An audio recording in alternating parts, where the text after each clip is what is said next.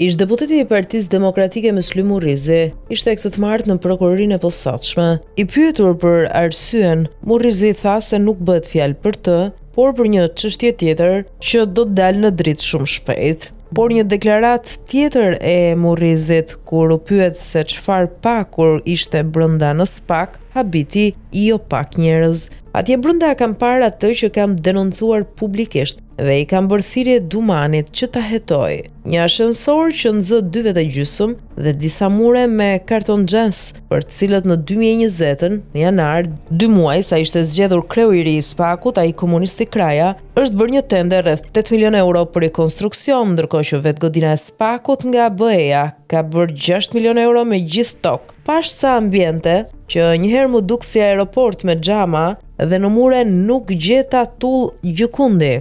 8 milion euro karton xhes duhet ishte rrethuar Shqipëria 4 herë rreth e përqark deri në kufi me Italinë, kështu që këtë pash aty brenda, thot Murrizi, duke lënë të kuptohet se parat janë bërë rrushe kumbulla dhe SPAK nuk është rekonstruktuar ashtu sikur se thuhet. I pyetur se kush duhet i friksohet dëshmisë së tij në SPAK, Murrizi thot se të gjithë ata që kanë bërë zullume duhet kenë frikë sepse siç kanë bërë denoncime zyrtare në 3 raste, një ka qenë tenderi i uniformave.